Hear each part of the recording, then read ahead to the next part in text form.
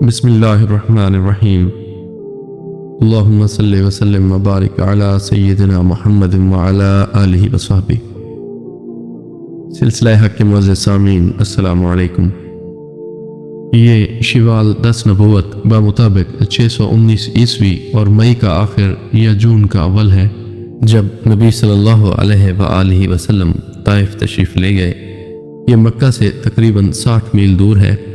آپ صلی اللہ علیہ وآلہ وسلم نے یہ مسافت آتے جاتے پیدل طے فرمائی تھی۔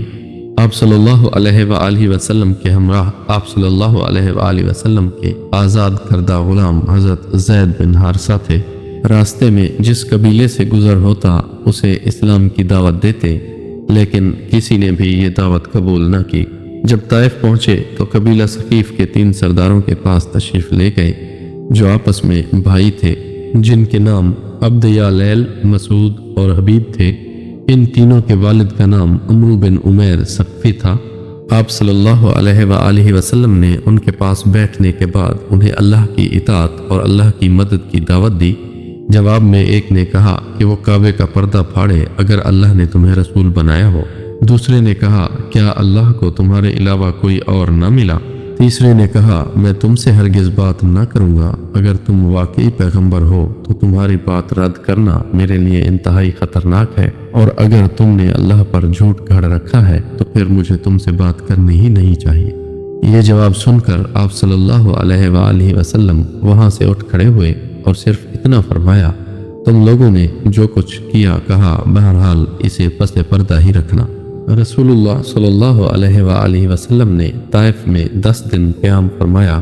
اس دوران آپ صلی اللہ علیہ وآلہ وسلم ان کے ایک سردار کے پاس تشریف لے گئے اور ہر ایک سے گفتگو کی، لیکن سب کا ایک ہی جواب تھا کہ تم ہمارے شہر سے نکل جاؤ، بلکہ انہوں نے اپنے اوباشوں کو شہ دی۔ چنانچہ جب آپ صلی اللہ علیہ وآلہ وسلم نے واپسی کا قصد فرمایا تو یہ اوباش گالیاں دیتے، تالیاں پیٹتے اور شور مچاتے آپ صلی اللہ علیہ وآلہ وسلم کے پیچھے لگ گئے، اور دیکھتے ہی دیکھتے اتنی بھیڑ جمع ہو گئی کہ آپ صلی اللہ علیہ وآلہ وسلم کے راستے کے دونوں جانب لائن لگ گئی۔ پھر گالیوں اور بد زبانیوں کے ساتھ ساتھ پتھر بھی چلنے لگے، جس سے آپ صلی اللہ علیہ وآلہ وسلم کی ایڑی مبارک پر اتنے زخم آئے کہ دونوں جوتے خون میں تربتر ہو گئے۔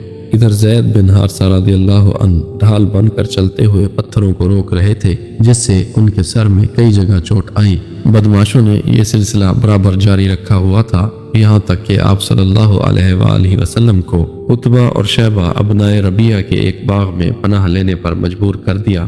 یہ باغ طائف سے 3 میل کے فاصلے پر واقع تھا۔ جب آپ صلی اللہ علیہ وآلہ وسلم نے یہاں پناہ لی تو بھیڑ واپس چلی گئی، اور آپ صلی اللہ علیہ وآلہ وسلم ایک دیوار سے ٹیک لگا کر انگور کی بیل کے سائے میں بیٹھ گئے۔ قدر اطمینان ہوا تو دعا فرمائی جو دعائے مستضعفین کے نام سے مشہور ہے۔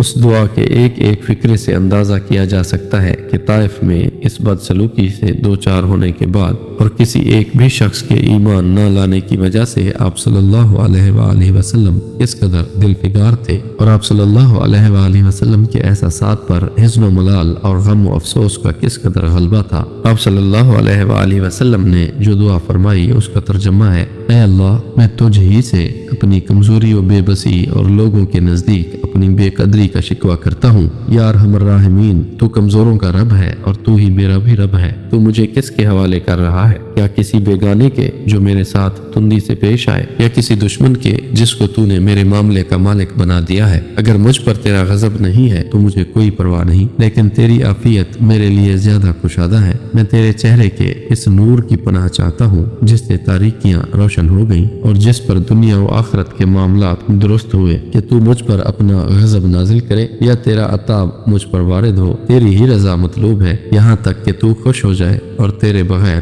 کوئی زور اور طاقت نہیں۔ سامعین، ابنائے ربیعہ کے باغ میں کیا واقعہ پیش آیا اور اس کے بعد کیا ہوا، یہ ہم اپنی اگلی ویڈیو میں پیش کریں گے۔ اللہ تبارک و تعالی سے دعا ہے کہ وہ اپنے محبوب صلی اللہ علیہ وآلہ وسلم کے مصائب و تکالیف کے صدقے ہم سب کی مشکلات آسان فرمائے اور ہماری تکالیف دور کرے۔ آمین۔ اللہ حافظ۔